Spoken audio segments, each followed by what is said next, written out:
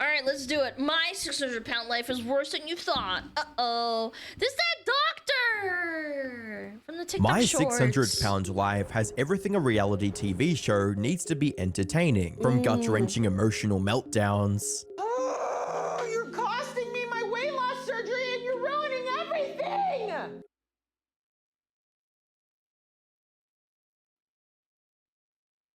Dude, I actually feel so bad for him. What the hell? To brutal reality checks. Why? Steven, you're not going to be alive much longer the way you live. You want us to write you off as hopeless? Then we will. There is no hope for you. But what truly keeps viewers coming back are the powerful stories of perseverance and transformation. Seeing the cast in the show struggle against insurmountable odds, not just for themselves, but for the people they love, is nothing short of inspiring. Holy crap, she lost all that weight? Good for her. So you lost almost 250 pounds. Well, how has your life changed since you started the program? I mean, I can do so much. Just getting out, doing things, not having to depend on people. Just, you know, take care of myself. Unfortunately, while the show's premise of helping morbidly obese people lose their weight is great on paper, its execution is far from perfect. Behind the triumphant on-screen moments lies a tangled web of emotional manipulation, neglected mental health, and alleged mistreatment, all of which gets buried beneath the dramatic edits and the uplifting music. Hi, I'm Oh my god, American entertainment. What a shocker! Internet Anarchist. I What create a weekly shocker. YouTube documentaries, and today we're diving into everything wrong with TLC's My 600-Pound Life. How a show meant to change lives for the better has allegedly left many worse off, and at least in one tragic case, pushed someone past the point of no return. For those who haven't seen My 600-Pound Life before, it's a reality TV show that aired its first episode in 2012. Oh my gosh. You having to roll out of bed to get out of bed? Chat, if I ever got that big, I don't know, I give you permission to, like, I don't know, put a pillow over my face. I have a bunch of smugglers under the bed, and every time it creaks, they, like, know that it's coming. It's about bringing on extremely obese people, often weighing way over 600 That's pounds, crazy, and providing man. them with the resources they Don't need eat it. to lose the I'll excess try. weight, including medical supervision, strict dietary plans, and even weight loss surgery. And while Okay. many of the show's participants regain the I weight love that it's in Houston, Texas, of all places. That place is a shit show. God damn. after their So many appearance, fatties. It is a little over 4 months since your weight loss surgery, and you already started gaining again. So obviously, that's a very bad situation we have with you. there are also a number of people who managed to keep the weight off Wow, dude, what? Oh my god, she looks like a different person. You can only tell by her hair and maybe her, like, face a little bit. I wonder, chat, I wonder, is it because she was so fat that her, like, cheeks kind of, like, changed? Do you think that's what happened with her face? That's actually kind of insane. and turn around She their still lives looks really for pretty, good. though. Unfortunately, for every person this show helped, Or is there it are her others who face, came like, out with normally? extremely troubling allegations against its producers, like Gina Krasley, who claimed that the show's producers encouraged her to eat more, also they could add more drama to her episodes. Oh my god! Yeah, eat up, fatty. We need more ratings. Dude, that's awful. If true, this What? allegation implied that the show wasn't just documenting the participants' struggles, it was They're actively encouraging creating them, it, man. something that only undermines their recovery, but also calls the entire premise of the show into question. put it But past this them. is only the tip of the iceberg, because when encouraging more eating doesn't provide the spectacle they were looking for, the producers resort to deceptive editing to fit the narrative they had in mind. Or at least, that's what happens according to Marla McCants, who did have a successful weight loss journey, but isn't very fond of the show that helped her along the way. One of her scenes showed her in a hospital bed, refusing to get up even a year after her surgery. Let me guess, they edited and made it look like she couldn't do it, but then she actually did stand up. Regarding one particular scene where McCants refused to stand up, she revealed that the show warped the timeline, making it seem as if this scene occurred much longer after the surgery. This made her look like she was just being lazy and stubborn for Yeah, see, this is what I mean. Like, yeah, reality TV does this all the fucking time. It's really sad. no reason, when, according to an interview she did later, this couldn't have been further from the truth, with her stating, like, the scene where I was in the hospital and I wouldn't get up. Y'all don't know why I didn't get up. First of all, they put it out there a year ahead, when actually it was only 1 month after I had the gastric bypass. I had lost 70 pounds the first month. I had my surgery February 13th of 2015. That episode aired March of 2015. So I bet you they signed some sort of fucking contract where they can edit and manipulate it, and it's in the contract, and the people that sign up to this shit because they're so desperate for help, they don't actually read that they're allowed to legally do this, and they can't sue them back. I bet you, yeah, you can't sue them because you signed something. So I had just lost 70 That's pounds, fucked up. I was malnourished, I was in the hospital, and he wanted me to get up? Seriously? I'm bleeding on the bed and you want me to get up? Now, reality TV shows That's the tweaking fine prayer, timelines or rearranging scenes for dramatic effect isn't exactly breaking news. But in Marla's case, it wasn't just misleading, it painted a false picture of her behavior and undermined her commitment to turning her life around.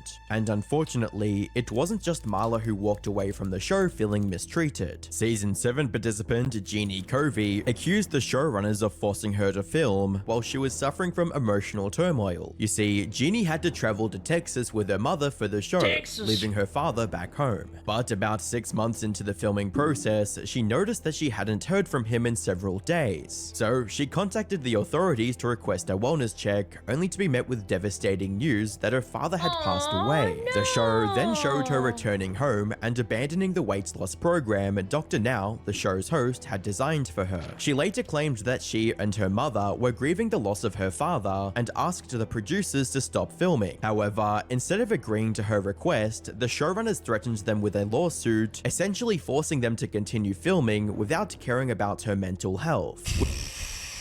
It's because you signed a contract with these evil people. Chat, don't ever sign to reality TV. Nah, I'm not agreeing with what they're doing because it's horrible. Like, it's evil, but at the same time, you signed up for this and that's what they can do to you. It is very evil. Which brings us to one of Yeah. the most frequent criticisms Nah, from fuck your dad. Keep eating, bitch. former Like, participants, the show's lack of adequate Oh my mental health God. support. In most cases, food And for those that say, oh, well, you know, you could just fight it, it's like, okay, but with what money? You're gonna go against a producer or something? You're gonna go against ABC or TLC or whatever this, like, company that owns this thing and just start fighting them over it? No, you're just gonna keep going. That sucks. addiction is as much of a mental struggle as it is a physical one. Yep. However, according to these It's both. participants, the showrunners focused heavily on the physical God. Oh my God. This is like 6 eggs, 4 strips of bacon, 4 like pieces of toast, French toast, and then 4 sugar cookies. Holy big boy. aspects of weight loss, This is like probably more than I eat in a day. Holy shit. while neglecting the crucial mental health care they needed to my break the God. addiction. One of these participants is Alicia Kurgan, who alleged that when she Yeah, and brought the up her yogurt. I declining didn't mental even see health that to the part. producers, including depression and anxiety, they did not provide any counseling. All she received was a single on-camera therapy session that was completely scripted. But They fucking farmed her. Oh my God. I'm sorry. I'm not laughing at her. I'm laughing at the cruelty. They actually told her, like, nah, dude. Nah, just like sit in front of the camera. You'll be fine. Yeah, go fuck yourself. You're sad? Oh, boo-hoo. We gotta farm you. But that's not all, because she also accused the showrunners of faking her mental health evaluation before the surgery, claiming that she was given a quote 5-question mental health survey a couple hours before her procedure that asked questions with true or false answers. If she answered one of the questions incorrectly, the producers would take the form away and Okay, this is actually, I'm pretty sure, fucking illegal. What the fuck? They took the form away until she answered them correctly?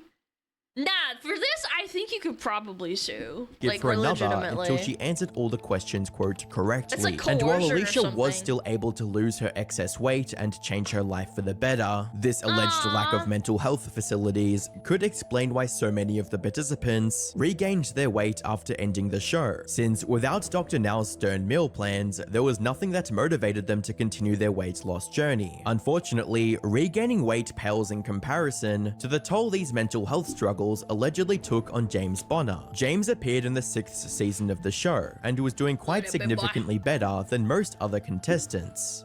Today I'm gonna see where my progress Hey, is he can stand. That's pretty good. at, and if I hit my weight loss goals to get me below Look at 392. big boy. He weighs less than me, chat. 20 pounds less. That's so powerful. I'm happy with that. In total, he lost over Aw, 316 pounds yeah. in just 12 months and was on track to Holy. lose even more. Wait, did he lose a foot because of... What happened to his footsie? And I'm hoping I can do something today I haven't done in around 15 years. I'm hoping I'll be able to start running. He's got no leg and he wants to run? Yeah, maybe he had diabetes, yeah. And if I can, that'll mean I can get even more active Let's go! and hopefully make progress even faster. However, his incredible weight loss journey was tragically cut short on August the 2nd, 2018, when he decided to game over himself. That's an 07, man. The guy actually tried, dude. I'm sorry, sir. His passing came as a complete shock to everyone who had watched him fight so hard to turn his Dude, life he did so around. good. Because if I slip and fall, I can get seriously hurt. Dude, he's actually stretching and shit. God damn, it's so sad. No one knew why James would do something like that. You never That do was sometimes, until man. early 2020, when his family came forward and blamed his appearance on My 600-Pound Life for his untimely death. According to them, James reached out to one of the show's production assistants with his struggles, sending her messages like, "I am a effed up wreck right now. I'm not in a good place right now, it's dark, and I had a breakdown." But instead of taking his mental health struggles more seriously, the production assistant allegedly replied with, "Fake it till you make it." Nah, that is so evil, bro. Come on, buddy. Come on. We just gotta farm you a little bit harder, man. How evil is that? I feel like even the person, like, if a person that I don't like came to me and is like, "Alana, I feel really bad. I think I'm gonna end it all." I just feel like, buddy, it's okay. Like, even if I don't like them, I don't care. I don't want you to fucking off yourself. That's horrible. That's terrible. And these Completely people do it for dismissing the money, challenges he was too. facing, which should never have been the case, as his dark thoughts were visible even during the show's Yeah, production. just keep There's days going, where I bro. feel so worthless, I think. I'd be better off in the ground. To make matters Aww.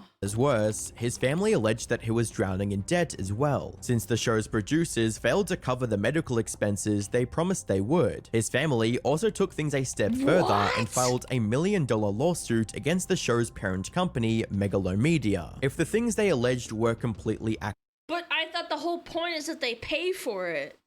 Wait, what? actually true, this should have been a quick and easy victory. However, that's where things took an unexpected turn. You see, while James's family was the first to take legal action against Megalomedia, they were far from the last. Soon after this, Good, other deserved, participants, fuck 'em. some of which we talked about earlier, also started filing lawsuits against the company for alleged mistreatment, lack of mental health facilities, and failure to pay previously promised medical bills. It wasn't long before Megalomedia was facing lawsuits from 10 different participants. However, instead of the love and support you'd expect these individuals to receive, the online community largely turned against them for being ungrateful. As one person in response to David Bolton's lawsuit about unpaid medical bills wrote, he wanted the costs of medical treatment covered by the show and claims they made it more stressful. Dude would have died without the show, but hey, that's nothing to compare to wanting money, right? That is such a cringe take that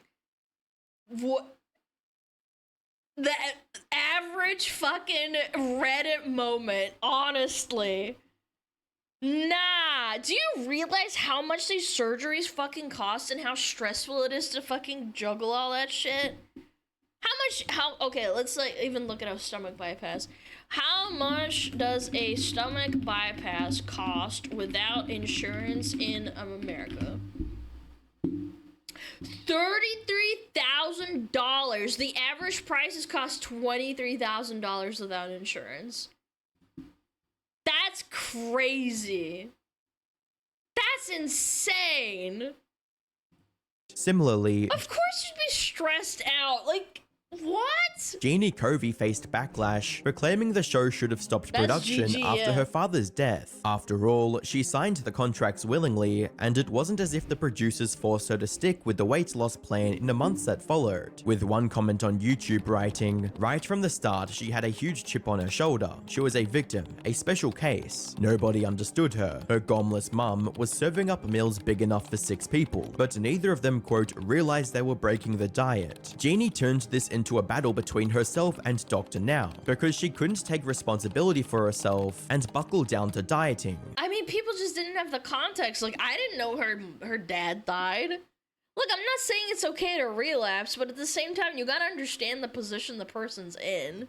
And these weren't the only Gormless. examples. People had seen many of the contestants that filed a suit act entitled and prideful on the show. This gave them a reason to question and challenge the criticisms these participants raised against the production, with one comment scrutinizing the claims made by James's family following his death, reading, "I think LB's family is just looking to cope with his blank." Which, yes, very tragic, but the weight loss was probably the only happiness he's had in recent years. I think he most likely was suffering in a much deeper way. He worked the program and seemed happy with the results. I think his case will turn out to be a case of some kind of tragic blank in childhood that he was never able to work through. Okay, but that still doesn't mean that they shouldn't provide him with, like, you know, help, psychiatric help that he very clearly fucking needs. The producer assistant quote says, "Fake it till you make it." Like this, imagine you go up to your boss at work and it's like, "Hey, I'm not feeling it good. I'm not in a good place right now. I think I'm gonna blow myself up. Can you help me out here?" And then they tell you like, "Come into work tomorrow. Fake it till you make it." I don't think that's okay.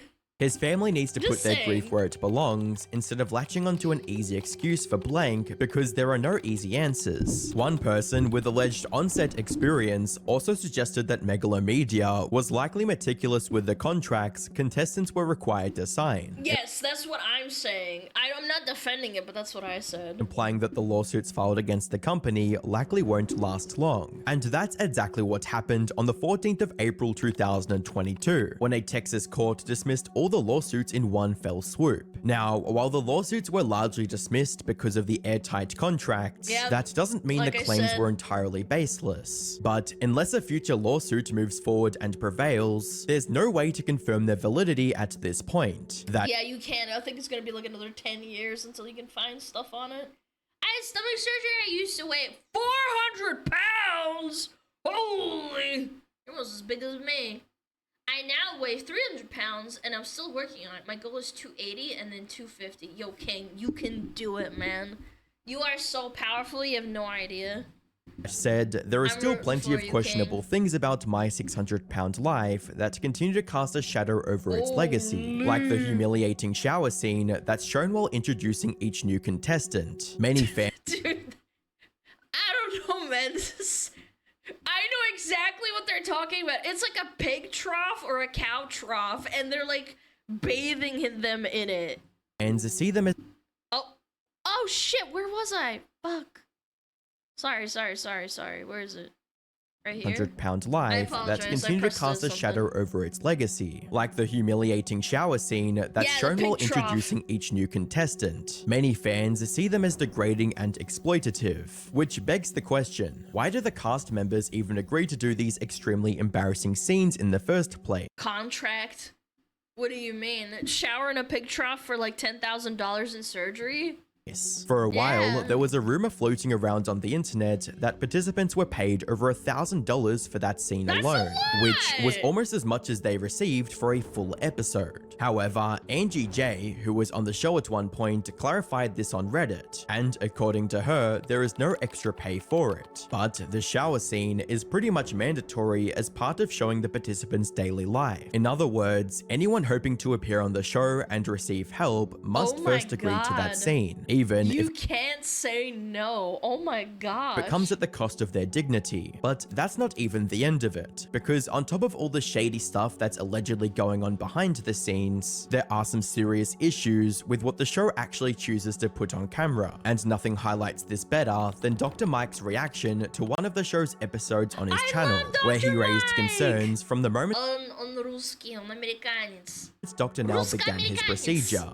And you have responsibility Mike. to your kids. So from this point on, we are going to make changes in your eating habit. This is a very old school way of doctoring where you tell a patient that you have children, you need to do better for them, and you try and lecture a patient. But in most Which is super fucking cringe. instances, the way that you get a patient to where they want to be is by asking them the questions and getting them to a place where they say, I need to do this for my kids. Just the fact that they vocalized it Yeah. rather than you did will already go further in their success rate. This was followed by Dr. Now outlining the participants' dietary plan, which Dr. Mike He has a very good point. Again, an adult, it's kind of like drug addiction, which this kind of is because it's a food addiction in a way. You can't drag a drug addict into a rehab without them really wanting it first. Like, you have to be in such a horrible fucking place to go to rehab. Like, if anyone out there thinks that and is a drug addict or was a drug addict, I don't know, man. You really need to be in the right place. You can't, like, have your wife drag you in and expect good results. You have to want it. It's kind of like quitting smoking as well, yeah. also found somewhat concerning. To stick with the low-carb diet and eat only 3 times a day and no snacking, this will be a She's gotta want 1,200 it. calorie a day diet. I don't know how they expect her to go from eating what she's eating to a 1,200 calorie diet 3 times a day. I just feel like you're setting up a person for failure on that. She's gonna have massive point. cravings, especially with the Yeah, actually, really good point. Because what happens is that your stomach, like her stomach is probably the size of like a massive, like, inflated balloon when it's supposed to be like, I don't know, it's like a fist or something. 1,200 calories for a woman like this, she's gonna like mentally like not be able to handle it. You're supposed to naturally shrink your stomach in a way that is gradual and over time. And I remember when I got really sick back in like 2017 and I couldn't eat because I felt so sick. I got a really bad case of the flu. My stomach actually shrunk because I didn't eat for like 3 weeks essentially. And I wasn't anorexic or anything, but I definitely ate a lot less than I normally did because my throat really hurt because I had a really bad cough. And I remember thinking to myself, like, damn, like, what the fuck? Is this how it works, bro? difficulties of her job. It's gonna make her sad. And it's gonna imagine make for her her how uncomfortable. uncomfortable And it Dr. is, Now's yeah. plan for incorporating exercise into the participants' routine wasn't much better either. Your ability to do exercise and walk. And you want her to exercise and walk with 1,200 calories? I mean, it's just completely unreasonable. I really don't do a lot of He's walking. got a point. Or how much you can walk before you feel tired and give up. Maybe like from here to your waiting room. She should really be That's so sad. 1,200 calories for a big body like that. Like sumos, for example. Like if you have a basic understanding of how sumo wrestlers work, they're not just, they have a lot of bulk and they have a lot of weight, but they have a lot of muscle underneath that they require to consume a lot of calories. And those calories have to be very clean. Lots of protein, lots of vegetables. Yeah, they like actually are really hefty, and even though everyone says, oh, sumo wrestlers are fat, it's like they're not actually fat, they're more like bulk. You're working with a nutritionist to figure out what she's already consuming and Yeah. make changes from there, as opposed to getting a cookie cutter 1,200 calorie recommendation and telling her to exercise when she's never exercised before. It's just And also, don't your bones get fucked up if you push it too hard? going to be a major shock to the system. I think even the most well-intentioned patient is going to struggle with that. Even the Yeah. way Dr. Now, quote, approved the surgery didn't sit right with Dr. Mai. You're making good progress. If anything, I think like if I was a doctor like that, which I'm not, you very gradually like increase the exercise. Maybe maybe sitting up like 5 times for her, that would be like really good exercise. And then when she loses a little bit of weight, you don't have to put pressure on her ankles and stuff. Or her joints. And I think you got to be a good candidate for weight loss surgery, okay? But you still have a BMI close to 100. So I'm going to send you to the hospital so we can run some tests on you, make sure you are safe for anesthesia. If all those tests are good, I'll approve you for surgery. I hate that he says it as if like he needs to approve. We'll send you to the hospital for some special tests to make sure it's safe for you to go for the surgery. Not for me to decide if it's safe. You're not deciding. The tests are deciding whether or not it's safe for the patient. It's in their best interest. It's not you gatekeeping it. So while Dr. Now is known for Understandably frustrated. He's like an actual doctor too, chat. being stern yet patient with Mikhail. participants, there's still room for improvement when it comes to his overall approach and methodology, which he still has plenty of time to do, since the show isn't going anywhere. While its viewership has been on the decline since 2021, it's still popular enough to warrant new seasons, even 13 years after it first aired on TV. The only way it might truly fall out of favor is if major revelations surface about the alleged abuse, exploitation, and neglect going on behind the scenes, which, given the 10 dismissed lawsuits, seems highly unlikely. Sad. Yeah, and it's all because of that. Chat, I felt my kitty under my feet. I'm gonna show you a picture. He's so cute. Anyway, sorry, I got distracted.